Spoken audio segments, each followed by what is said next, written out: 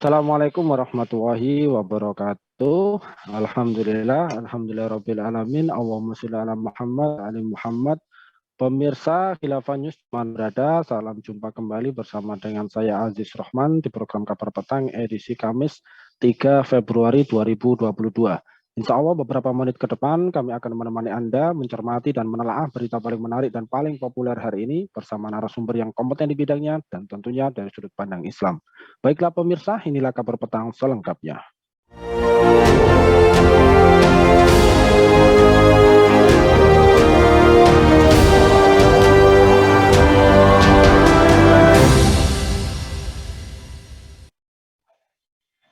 Pemirsa, Rusia disebut-sebut bakal melakukan invasi besar-besaran ke Ukraina pada awal 2022.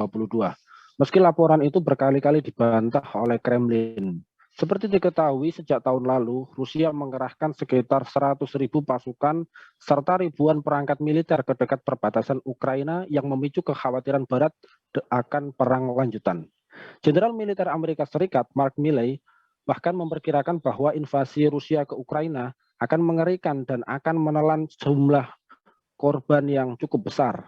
Bahkan Jenderal Milley menggambarkan penumpukan 100.000 tentara Rusia di dekat perbatasan Ukraina sebagai yang terbesar sejak Perang Dingin. Meski demikian, Menteri Pertahanan Amerika Serikat Lloyd Austin mengatakan bahwa konflik masih bisa dihindari melalui penggunaan jalur diplomasi. Nah, pemirsa, bagaimanakah situasi terkini dari krisis Ukraina ini dan bagaimanakah rencana Rusia atas Ukraina serta apa pengaruh dukungan Amerika Serikat untuk Ukraina? Untuk membahasnya, kami telah terhubung dengan seorang pengamat politik internasional, Bung Umar Syarifuddin. Kita sapa dulu beliau. Assalamualaikum warahmatullahi wabarakatuh, Bung Umar. Waalaikumsalam warahmatullahi wabarakatuh. Ya, Bung Aziz. Alhamdulillah, sehat, Bung. Alhamdulillah masih happy, senang dan gembira. Alhamdulillah. Baik, Bung. Mencermati terkait dengan pemberitaan Rusia di Ukraina ini. Ini kan dikabarkan bahwa Moskow telah menempatkan lebih dari sekitar 100.000 tentara serta persenjataan di sepanjang wilayah perbatasan timur dengan Ukraina. Nah, menurut Anda, bagaimanakah situasi terkini dari krisis Ukraina ini? Kemudian siapa saja pihak-pihak yang terlibat di dalam krisis tersebut? Ya, hari ini dikabarkan bahwa intelijen Barat dari pihak intelijen Barat sendiri mengklaim bahwa sekitar 100.000 pasukan sudah berada di perbatasan Ukraina ya, maksudnya adalah pasukan Rusia. Jadi Amerika Serikat dan NATO sendiri juga telah mengirimkan pasukan kapal perang dan jet tempur ke wilayah Laut Hitam. Dan berikutnya permintaan Ukraina kepada AS dan NATO itu menunjukkan bahwa Ukraina sedang meminta tolong dan meminta bantuan agar AS dan NATO itu terlibat untuk menghadapi krisis yang ada di Ukraina. Kita akhirnya bisa memahami bahwa krisis Ukraina itu tidak mungkin panas kalau tidak ada pihak-pihak yang tentu saja bersinggungan dan ingin melakukan dominasi, hegemoni, dan mengusik wilayah Ukraina. Jadi kalau kita lihat bara api konflik antara Rusia dan Ukraina itu memang melibatkan Amerika Serikat dan NATO, dan tentu saja posisi pihak Uni Eropa sendiri ya berusaha untuk mendinginkan agar tidak terpantik perang, dan itu sendiri akan menjadi efek bola salju yang sangat berpotensi akan terus membesar, sehingga apa yang digariskan oleh Amerika hari ini adalah berusaha untuk membentengi kekuatan Rusia agar masuk ke dalam intervensi yang lebih meluas lagi ya di Ukraina, karena Amerika menyadari bahwa ada satu kenyataan bahwa Ukraina adalah simpul pergolakan dan simpul politik Rusia. Ketika Ukraina berhasil direbut oleh Amerika, pengaruh politiknya, tentu saja sisi terlemah dari negara yang bernama Ukraina, yang menjadi sisi terlemahnya Rusia hari ini, tentu saja ini berpotensi untuk turut melemahkan geoposisi Rusia. Dan yang berikutnya juga ini tidak dikendaki oleh Putin, karena itu Putin berusaha untuk merebut pengaruh secara politis dengan mendudukkan orang-orangnya agar bisa hadir di pemerintahan Ukraina. Kalau kita melihat postur pemerintahan Ukraina hari ini, lebih banyak yang Amerikanis, lebih banyak yang condong kepada keberpihakannya kepada Amerika. Ini yang tidak diinginkan oleh Rusia. Karena sewaktu itu Ukraina nanti dipicu diprovokasi oleh Amerika, ya tentu saja ini sangat mengganggu eksistensi dan kemudian juga sangat mengganggu kedaulatan politik dalam versi Rusia. Sehingga gesekan antara Amerika dan Rusia, termasuk menyusul akhirnya Eropa, itu menjadi problem internasional saat ini, dan Rusia terus memberikan dukungan kepada militer agar bisa memanaskan situasi. Tapi menurut saya justru ini bisa menjadi blunder bagi Rusia ketika terlalu jauh masuk ke perbatasan dan terpicu provokasi Amerika sehingga melakukan serangan pertama. Sehingga ketika Rusia nanti terprovokasi melakukan serangan pertama, dimungkinkan Amerika lah sebagai pemenangnya karena bisa menghukum, memberi sanksi kepada Rusia atas nama pelanggaran HAM dan pelanggaran kemanusiaan, dan akan memberikan sanksi yang lebih ketat lagi kepada Rusia. Sehingga kalau kita memahami krisis Ukraina hari ini, tentu ada tiga pihak yang terlibat, tiga pihak internasional yang terlibat. Yang pertama Amerika sendiri, yang saat ini sangat dekat dengan pemerintahan Ukraina saat ini, dan kemudian Rusia. Di pihak Rusia sendiri berusaha untuk merebut kendali politik atau berusaha untuk mendapatkan pengaruh politik, memberikan pengaruh politik kepada Ukraina. Dan yang berikutnya Eropa berusaha untuk bisa berpengaruh juga kepada Ukraina agar bisa melepaskan pengaruh Ukraina dari Amerika maupun Rusia. Karena Ukraina juga penting nilainya bagi Eropa sendiri.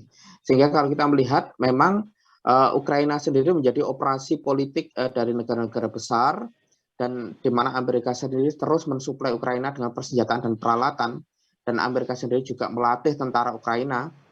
Sehingga ketika Amerika bekerja terus meningkatkan tensi situasi dan mempersenjatai Ukraina dan mendorong Ukraina agar memprovokasi Rusia, sehingga Rusia hari ini dipaksa untuk merespon, dan inilah yang diinginkan oleh Amerika Serikat, sehingga situasi tetap dalam kondisi yang tegang, tensinya meningkat, dan berikutnya isu-isu Crimea dan Ukraina bisa digerakkan kembali sesuai dengan narasi politik Amerika Serikat. Begitu, Bung. Ya, baik. Lantas kemudian jika memang seperti yang sudah Anda jelaskan tadi, apakah ada kemungkinan ya, atau adakah kemungkinan invasi Rusia terhadap Ukraina? Dan kemudian rencana dari Rusia sendiri atas Ukraina itu seperti apa ini, Bung Umar melihatnya? Ya, kemungkinan itu tetap ada apabila Rusia terpantik, kemudian juga berusaha untuk memberikan pelajaran kepada Ukraina dengan serangan militer ya. Tetapi itu kemungkinan masih sulit, karena itu kita melihat Rusia masih berusaha untuk bernegosiasi, berusaha menempuh jalur diplomasi, sekaligus memainkan perang urat saraf, yaitu dengan menempatkan sejumlah pasukan cukup besar di perbatasan Ukraina. Karena itu kalau kita melihat posisi Rusia hari ini ya dalam keadaan yang sulit, karena berada dalam dilema ya, berkaitan dengan isu Ukraina, yang bagi Rusia ini adalah masalah yang sangat vital, itu bagi Putin ya.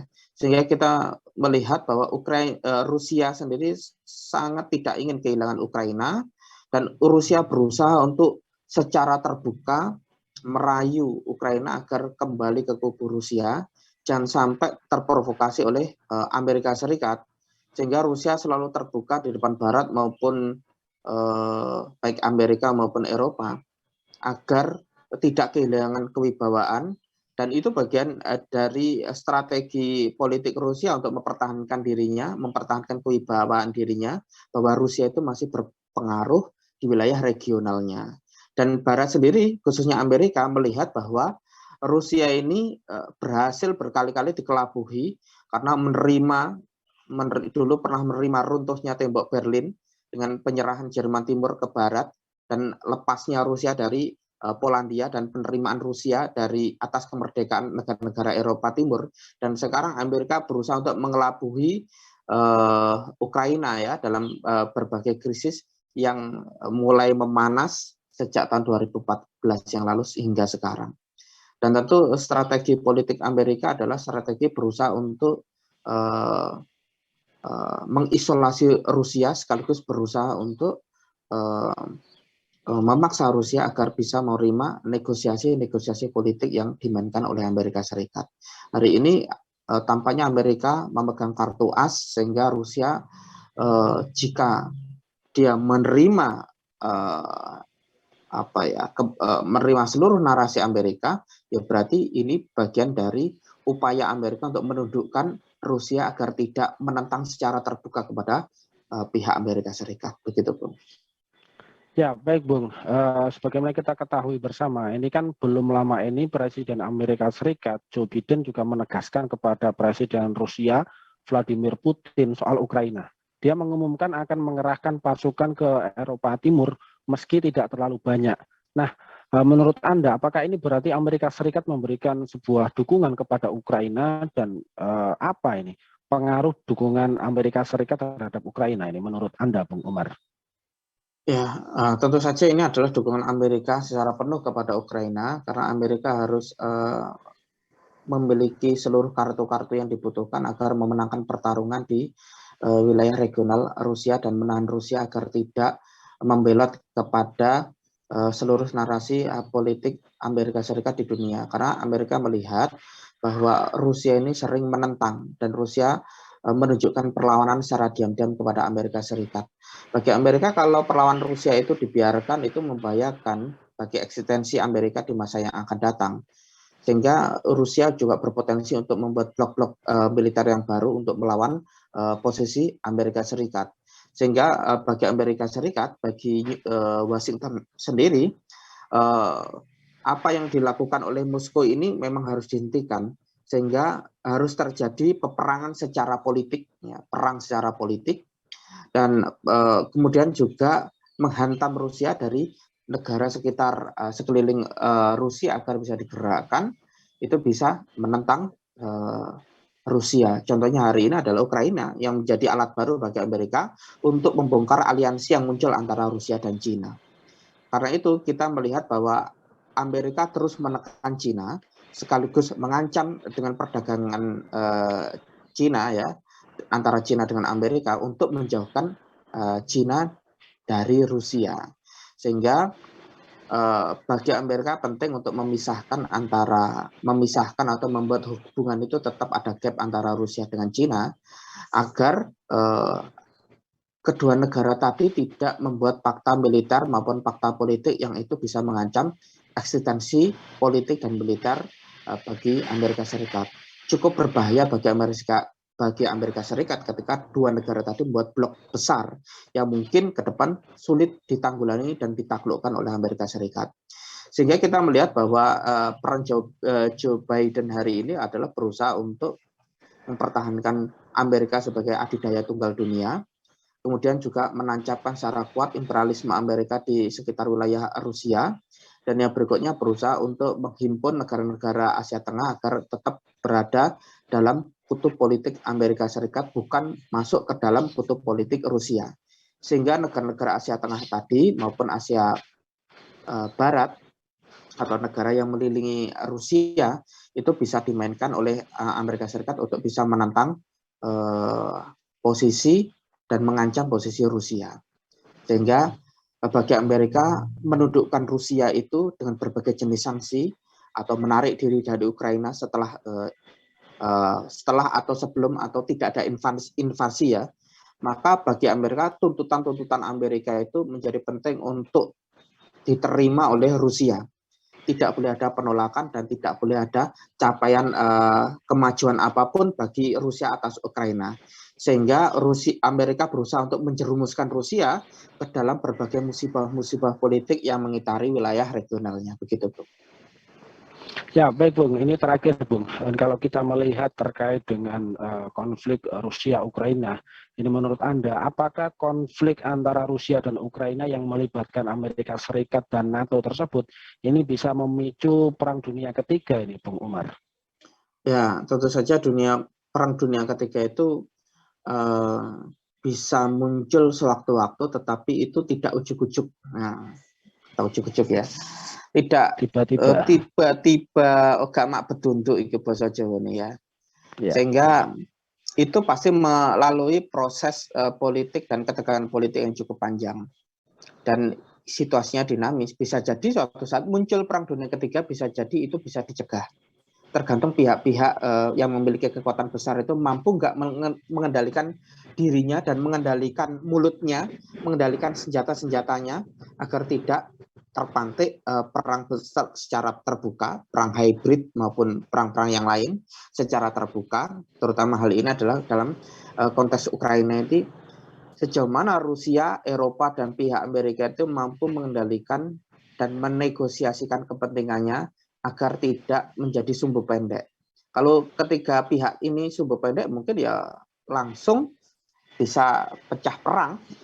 Dan itu perang terbuka itu akhirnya perang yang itu bermula dari Ukraina. Karena kita melihat bahwa Ukraina ini adalah menjadi wilayah operasi yang diperebutkan oleh ketiga pihak untuk kontemporer hari ini, yaitu Amerika, Rusia, dan Eropa sekali lagi, yaitu Prancis, Inggris, maupun Jerman. Dan Ukraina terus menjadi palagan peperangan, dan bagi Ukraina sendiri kan dulu sempat terpecah menjadi tiga kelompok. Apakah blok Jerman, blok Soviet, ataukah blok nasionalis yang berjuang untuk kepentingan politik mereka sendiri. Namun indikasi-indikasi perang dunia ketiga itu hari ini masih belum muncul karena pihak-pihak yang terkait dalam ketegangan di Ukraina ini masih bisa menahan diri untuk berusaha untuk menegosiasikan kepentingannya. Ketika pihak-pihak tadi tidak mampu lagi, mungkin juga pecah perang dalam konteks internasional nanti. Levelnya adalah internasional karena pihak-pihak yang bermain itu adalah pihak-pihak yang itu berpengaruh di medan pertempuran politik internasional. Sehingga hal ini dan hari ini itu tergantung Amerika Serikat untuk memberikan putusan kepada Rusia. Apakah Amerika ini semakin membuat Rusia terprovokasi sehingga Rusia harus bersikap secara militeristik, ataukah Rusia ini bisa ditundukkan dan kemudian juga bisa diajak duduk di meja negosiasi, itu tergantung Amerika. Dan juga tergantung sikap politik Putin sendiri, apakah dia terjerumus ke dalam perang di Ukraina, sehingga membuat Rusia hari ini jatuh dalam jebakan rencana Amerika, ataukah Rusia berusaha untuk menahan diri, sembari untuk berusaha untuk tidak tertipu dengan berbagai muslihat politik yang dimainkan oleh Amerika Serikat. Dan pertempuran di Ukraina Timur itu bisa terjadi sewaktu-waktu. Sehingga ini sangat memungkinkan bagi Amerika untuk terus berusaha untuk memutuskan ya hubungan antara Rusia dengan Cina. Dan berikutnya Amerika sendiri berusaha untuk merealisasikan kepentingan-kepentingannya agar bisa memainkan berbagai kartu politik, tentu saja berdasarkan jalan para kapitalistik ya, dalam berusaha untuk menyelesaikan jalan tengah kah, atau jalan lebih ekstrim, ataukah jalan keras atau jalan melunak. Tentu saja Amerika memiliki tujuan-tujuan yang jahat, terutama dalam problem Ukraina. Yang sangat kasihan hari ini ya tentu saja adalah di kubu Ukraina hari ini yang menjadi ajang pertempuran dan ajang jarahan dari negara-negara imperialis yang jahat yang berusaha untuk menghegemoni wilayahnya.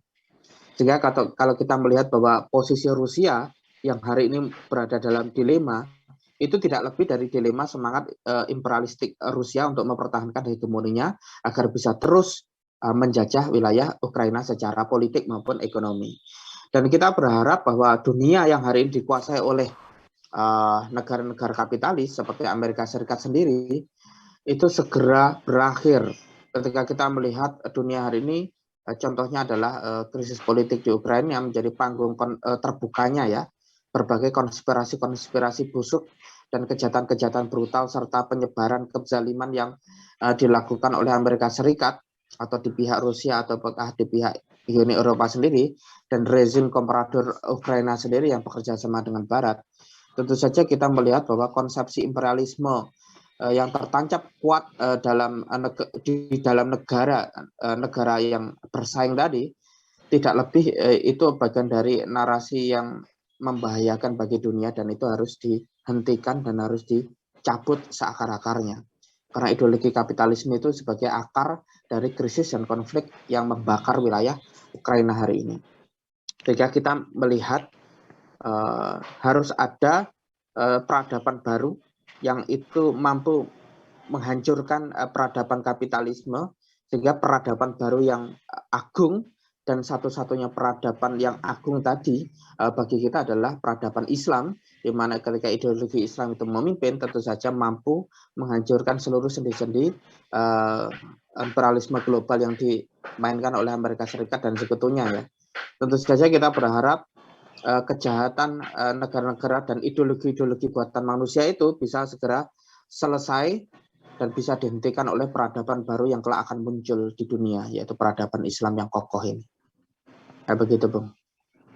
Ya baik, terima kasih Bung Umar Syarifuddin ini, Masya Allah ini penjelasan yang luar biasa, mudah-mudahan bisa dipahami oleh kaum muslimin Sama-sama, Bung. saat ini ya, sehingga kemudian bisa menegakkan kembali peradaban Islam yang kemudian mampu mengalahkan peradaban kapitalisme yang sudah jelas-jelas menyengsarakan kita semua. Baik, demikian Bung Umar, insya Allah nanti kita ketemu lagi di lain waktu dan juga di lain kesempatan. Ya. Semoga Anda dan keluarga senantiasa sehat selalu dalam lindungan Allah Subhanahu wa taala. Assalamualaikum Bung Umar. Waalaikumsalam warahmatullahi wabarakatuh. Baik pemirsa, demikianlah kabar petang pada edisi kali ini. Semoga Anda mendapatkan banyak manfaat dari acara kami. Jangan lupa saksikan kami besok di jam dan channel yang sama. Dan jangan lupa juga like, comment, share, subscribe, serta klik tekan tombol loncengnya agar tidak ketinggalan update terbaru dari Khilafah News. Karena hanya di sinilah Anda akan mendapatkan informasi aktual, terpopuler, dan tentunya dari sudut pandang Islam. Akhirnya saya Aziz Rahman beserta seluruh kru yang bertugas undur diri. Wassalamualaikum warahmatullahi wabarakatuh.